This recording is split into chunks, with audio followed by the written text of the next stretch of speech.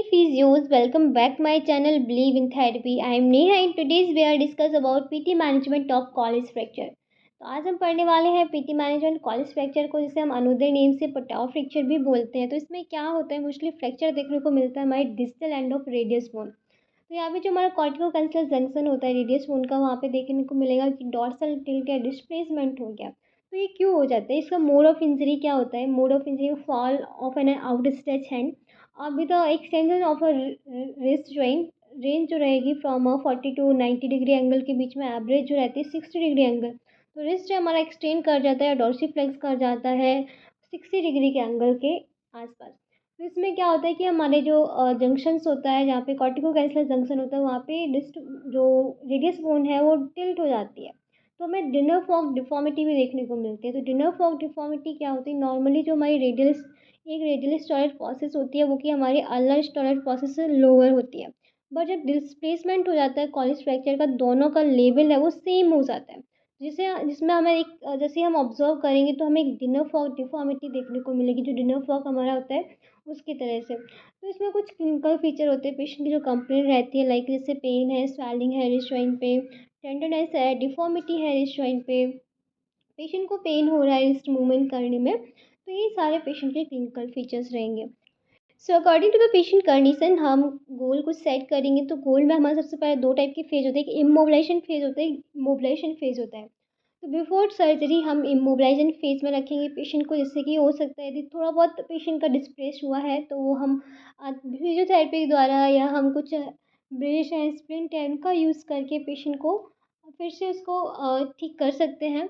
But mobilisation phase जो होता है कि हम आफ्टर सर्जरी हम पेशेंट को फिर से रिकवरी करते हैं, मीन्स फिर से पेशेंट की मोबिलिटी को इंक्रीज़ करते हैं। तो इमोबिलाइजेशन फेज़ में हमारे क्या क्या गोल्स रहेंगे वो देख लेते हैं। First is a relieve pain and spasm and oedema, maintain proper immobilization of a distal radius with a splint or a cast, maintain range of motion and prevent stiffness of involved joint, restore fully functional ROM, maintain strength of a shoulder complex and elbow muscles। तो ये तो हो गया हमारा immobilisation phase के goals. अब start करते हैं। सो फर्स्ट हम सबसे पहले प्लास्टर केयर, मीन्स पेशेंट को हमने सजेस्ट किया है कि वो रेस्ट पे रहे, तो उसके लिए हम प्लास्टर्स लगाते हैं। तो प्लास्टर क्या करता है, हम इमोबिलाइज करके रखता है। तो उसकी कुछ केयरिंग करनी होती है, मीन्स किस टाइप का प्लास्टर हो, कहाँ तक प्लास्टर लगाना है, क्या आपको केयरिंग करनी, तो वो समझता है। तो जो plaster should be snugly fitting होना चाहिए and not to cross proximal palmar crease and head of the metacarpal dorsal.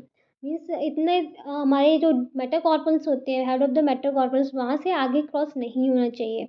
Okay. Plaster should be check for tightness, looseness, softening and crack and swellings.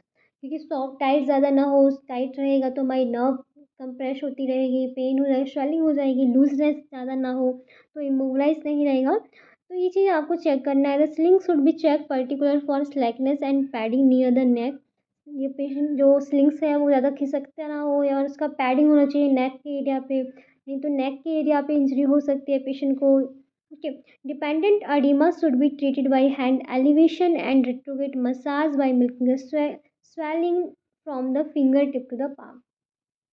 यदि patient को oedema है और तो आप क्या करेंगे, पेशेंट को एलिवेट करके हार्ट लेवल तक एलिवेट करके उसके हैंड को रखेंगे एंड स्वेलिंग को कम करने के लिए। और आप फ्रिक्शन मसाज का भी यूज़ कर सकते हैं फिंगर टिप्स टू पाम तक। ओके। नेक्स्ट इज हमारा रिड्यूस्ड अडीमा। अडीमा को रिड्यूस करने के लिए क्या करेंगे आप? फर्स्ट जैसे कि हमने आपको बताया कि वो अपने हैंड को एलिवेट करके रखना है, पेशेंट के हैंड को above to the level of heart and gravity will assist in venous and lymphatic drainage and perform frequently active mobilisation. तो जब हम हार्ट लेवल तक उसे रखेंगे हैंड को, तो उससे क्या होगा, लिम्फेटिक ड्रेनेज हो जाएगा और अडीमा है वो कम हो जाएगा। और क्या कर सकते हैं अडीमा को रिड्यूस करने के लिए? पल्स गैल्वेनिक स्टिमुलेशन दे सकते हैं, जो कि अडीमा को रिड्यूस करता है। कंप्रेसिव स्टॉकिंग का यूज़ कर सकते हैं पेशेंट को, जो कि हैंड और रिस्ट पे अप्लाई करेंगे, स्वेलिंग को कम करेगा। Full range passive as well as strongly forcefully active movement of finger effectively drain the excess lymphatic fluid from the digit. तो क्या करेंगे, पेशेंट को बोलना है कि जो जहाँ तक प्लास्टर है उसके आगे, मीन्स हमारी जो फिंगर है, इंटरफेरेंजियल जॉइंट है, पाम, उसका मूवमेंट कराएंगे, स्ट्रॉन्गली फोर्सफुली मूवमेंट कराएंगे एक्टिवली, जिससे कि अडीमा है वो ड्रेनेज हो जाए, स्वेलिंग है वो कम हो जाए। और क्या कराएंगे हम इमोबिलाइजेशन फेज में? Movement of distal end proximal joint. आपको याद रखना है कि जिस भी एरिया को आपने इमोबलाइज़ किया है उसके जितने प्रॉक्सिमल और डिस्टल जॉइंट है उनको आपको मूवमेंट कराते रहना है, वरना उनकी भी स्ट्रेंथ है वो कम हो जाएगी, जो मसल्स है वो स्टिफ हो जाएंगी। तो उन पे फोकस करना बहुत ज़रूरी होता है इमोबलाइज फेज में। तो first is stiffness in a finger, shoulder and elbow is most common complication of a Collins fracture. क्यों है? क्योंकि जितने भी डिजिटल एंड प्रॉक्सिमल जॉइंट है, मीन्स हमारा एल्बो जॉइंट हो गया, शोल्डर जॉइंट हो गया, हमारा एमसीपी जॉइंट हो गया, तो इन पे क्या देखने को मिलेगा कि स्टिफनेस हो जा रही है, कॉम्प्लिकेशन उस पर भी हो जा रहे हैं। तो इसलिए हमें MCP joint, PIP joint, DIP joint का फ्लेक्शन एक्सटेंशन कराते रहना है, अबडक्शन एडक्शन कराना है, एल्बो एंड शोल्डर का मूवमेंट कंटिन्यू कराते रहना है right from second day of the injury. जैसे इंजरी होगी उसके दूसरे दिन से आपको कराना है। In will increase circulation at the fracture site of vigorous repetitive movement to all free joint. तो ये क्या करेगा? सर्कुलेशन को इम्प्रूव करेगा जिस भी साइड पे इंजरी हुई है, फ्रैक्चर हुआ है उस एरिया के लिए। तो इस टाइप से पेशेंट को आप एक्सरसाइज पेशेंट को सजेस्ट कर सकते हैं। ये एक्सरसाइज बहुत ज़्यादा इंपॉर्टेंट होती है। ओके, और क्या करेंगे? Next, range of motion increase करने के लिए आप क्या पेशेंट को सजेस्ट कर सकते हैं? जैसे कि अनइन्वॉल्व ज्वाइंट है, एक इन्वॉल्व ज्वाइंट है, तो पेशेंट को बोलना है कि अनइन्वॉल्व ज्वाइंट को active range of motion exercise करते रहना है, डिजिट की, थंब की, एल्बो की, शोल्डर ज्वाइंट की, जिससे कि स्टिफनेस है वो प्रिवेंट हो जाए। वो जो इन्वॉल्व ज्वाइंट है उसका wrist movement, supination, pronation are not encourage. Patient को बोलना है इसका कोई भी ये मूवमेंट नहीं करने, ना सुपिनेशन करना है, ना प्रोनेशन करना है, ना रिस्ट मूवमेंट करना है। ओनली डिजिटल डिजिट का और शोल्डर और एल्बो ज्वाइंट का ही मूवमेंट करना है। Isometric exercise of the hand muscles are begin start कर सकता है। Activities of daily living are carried out with the normal unaffected hand and no weight bearing is permitted with the affected arm. तो जितनी भी daily activities है वो unaffected hand से करना है, ना कि जो अफेक्टेड हैंड है उससे। नेक्स्ट, जब प्रिवेंट एट्रोफी ऑफ मसल्स, क्या होता है कि जब इमोबिलाइजेशन फेज रहता है तो उसमें मसल्स की एट्रोफी हो सकती है, तो इसलिए इस पर भी ध्यान देना है आपको। इमोबिलाइजेशन फेज में आपको हैंड एक्सरसाइज पेशेंट को कराते रहना, wall squeezing, putty exercise, and initially start with isometric exercise of shoulder elbow muscles and then start resistive exercise for shoulder and elbow that do not cause lateral radial stress of pain. तो जब भी exercise जितनी सारी आप करा रहे हो, actively करा रहे हो, रजिस्टिव एक्सरसाइज करा रहे हो, एक्सरसाइज शोल्डर और एल्बो जॉइंट पे, बट याद रखना है कि कोई भी स्ट्रेस नहीं पड़ना, कोई भी पेन नहीं होना चाहिए हमारे डिस्टल रेडियल जॉइंट पे। Start isometric exercise wrist flexor, extensor, radial and ulnar deviation from 2 weeks। So next is the mobilisation phase. Mobilisation phase में आपको क्या क्या एक्सरसाइज करानी है पेशेंट को, क्योंकि यहाँ पे क्या हुआ, बहुत टाइम तक पेशेंट इमोबिलाइज रहा है, तो उसकी रेंज ऑफ मोशन को भी इंक्रीज कराना है, स्ट्रेंथ को भी डेवलप कराना है, आपको उसकी जो बोन हीलिंग है वो भी प्रमोट करनी है, कोई कॉम्प्लिकेशंस ना हो आफ्टर सर्जरी उसको भी आपको ध्यान देना है। तो ये आपके सारे गोल्स हैं। देखते हैं फर्स्ट हमारा जो स्टार्ट होगा मेथड, क्या हमें कैसे मेथड स्टार्ट करना है मोबिलाइजेशंस का। सो स्टेप 1 क्या है हमारा? To reduce pain, oedema and discomfort by the hydrotherapy, thermotherapy is given the initial state of the wrist mobilization। Pain को कम करने के लिए आप हॉट थेरेपी का यूज़ करेंगे, हाइड्रोथेरेपी एंड थर्मोथेरेपी का। स्टेप 2 है active wrist mobilisation is initiated, patient is made to sit on a chair and keep his forearm mid pronation over a table. तो यहाँ पे ये डायग्राम देख सकते हैं, पेशेंट चेयर पे बैठेगा, अपनी आर्म को टेबल के एज पे रखना है, मिड प्रोन पोजिशन में रखना है, मिड प्रोनेशन में, with the affected forearm fix by the other hand से फिक्स करना है। Patient is stuck to the actively flex and extend the wrist with the gravity eliminated. तो ये जो एक्सरसाइज है यहाँ पे आप देख सकते हैं, एक्सरसाइज ये पेशेंट को एक्टिवली आपको करानी है आप इन मोबिलाइजेशन फेज में। तो पेशेंट जैसे ही आएगा आपके पास, उसका कास्ट लगा था वो हटा दिया, सर्जरी हुई है तो सर्जरी हटा होने के बाद आफ्टर सर्जरी आप करा सकते हैं। सर्जरी नहीं हुई है तो इमोबिलाइजेशन के बाद हमारा मोबिलाइजेशन फेज आता है। तो मोबिलाइजेशन फेज में ये पेशेंट को एक्सरसाइज करानी है, वो भी एक्टिवली करानी है। तो आई होप आप समझ गए होंगे कि किस टाइप से एक्सरसाइज यहाँ पे करानी है। नेक्स्ट स्टेप है हमारे स्टेप 3 में, क्या है? Self assisted passive wrist mobilisation. Self assisted यहाँ पे आप डायग्राम में देख सकते हैं, पेशेंट इस टाइप से करेगा और जो थेरेपिस्ट है वो इंस्ट्रक्ट करेगा। This is begin after about 7 to 10 days of the above treatment. 7 से 10 दिन के बाद ये patient sit with the affected hand and resting on the edge of the table, यहाँ पे आप देख सकते हैं rest on the table edge पे रखा है। And fixing it with the normal hand, the affected arm is lower below the table. And fix किया हमने अनअफेक्टेड हैंड से, और जो हमारा अफेक्टेड हैंड है उसे टेबल के एज से लोअर किया below the table and raised above the table periodically. Alternative पहले डाउन किया, फिर रेज किया, डाउन किया, रेज किया, ये अल्टरनेट पेशेंट को कराना है। और क्या करा सकते हैं, पेशेंट को नमस्कार पोजिशंस करा सकते हैं, यहाँ देख सकते हैं। एंड रिवर्स सैल्यूशन, इसका जस्ट रिवर्स कराएंगे, पाल्मर फ्लेक्शन। तो ये चीज़ें क्या करेंगी, हमारी मसल्स को स्ट्रेंथ डेवलप कराएंगी। तो यहाँ पे यही हमारा स्टेप थर्ड है। आफ्टर 7 to 10 डेज आपको ये सारी एक्सरसाइज पेशेंट को करानी है। ओके, नेक्स्ट स्टेप क्या है, इतने 7 to 10 डेज के बाद और क्या करा सकते हैं पेशेंट को, स्टेप 4 में प्रोनेशन सुपीनेशन एक्सरसाइज करानी है, जो कि हमारे अर्लियर सेक्शन में होती है।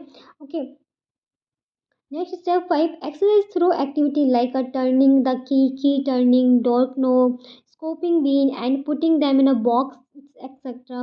are very helpful putting the patient back to the normal life में क्या कर, सारी एक्टिविटीज़ पेशेंट को करना है, बार बार की टर्निंग कराना है, बार बार सुपिनेशन प्रोनेशन कराना है, डोर नोब को बार बार लगाना बंद करना है, वेट को थोड़ा सा उठाना, बॉक्स को उठाना, ऐसे थोड़ी थोड़ी स्टार्टिंग में कम फोर्स के साथ एक्सरसाइज कराएंगे, देन प्रोग्रेस करते जाएंगे।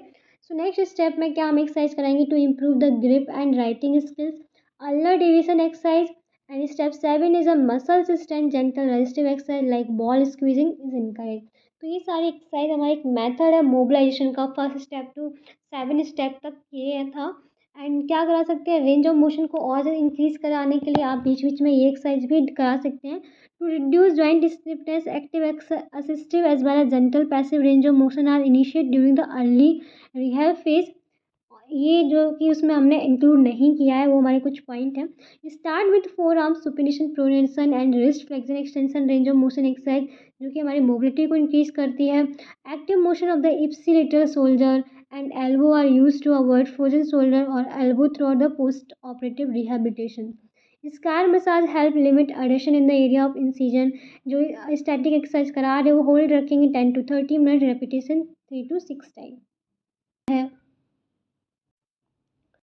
तो ये कुछ एक्सरसाइज है जो कि बहुत ज़्यादा इंपॉर्टेंट होती है कॉलेज फ्रैक्चर के पेशेंट के लिए, जैसे कि हमारी है six pack exercise six pack exercise जो होती है वो इम्पॉर्टेंट है, जैसे कि एरो है, टेबल टॉप है, claw fist, in and out and thumb to tip exercise. तो ये एक्सरसाइज पेशेंट जो ऊपर वाली एक्सरसाइज है arrow table top claw and fist है, तो इमोबिलाइजेशन फेज में भी कर सकता है। और ये सारी एक्सरसाइज तो मोबिलाइजेशन फेज में आपको करानी ही करानी है।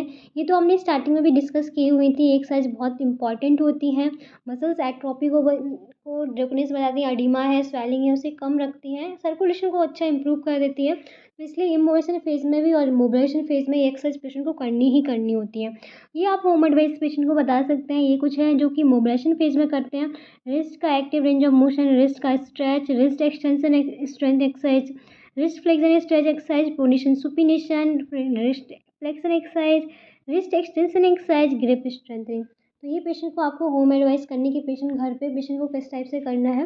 नेक्स्ट टू इम्प्रूव स्ट्रेंथ को इम्प्रूव करने के लिए और क्या क्या एक्सरसाइज कर सकते हैं, जैसे कि हमने बताया था आपको आइसोमेट्रिक्स करनी है। और क्या कर सकते हैं, improve power and pinching grip, improve putty exercise and resisted gripping exercise, progressive resisted exercise करा सकते हैं पेशेंट को, wrist flexor extensor, ulnar radial deviation, forearm का supination pronation and with a dumbbell and resisted bed.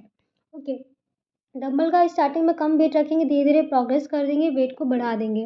Repetition 8 to 10 time रहेगा। Intensity initially low weight are, starting में low wait के साथ धीरे धीरे प्रोग्रेशन कर देंगे। तो ये है स्ट्रेंथनिंग एक्सरसाइज, जो कि हम कुछ रबर बैंड की हेल्प से, क्ले की हेल्प से करा सकते हैं पेशेंट को। इस टाइप से पेशेंट को ये फिर से अपनी स्ट्रेंथ को डेवलप करने के लिए ये सारी एक्सरसाइज पेशेंट को करनी होंगी।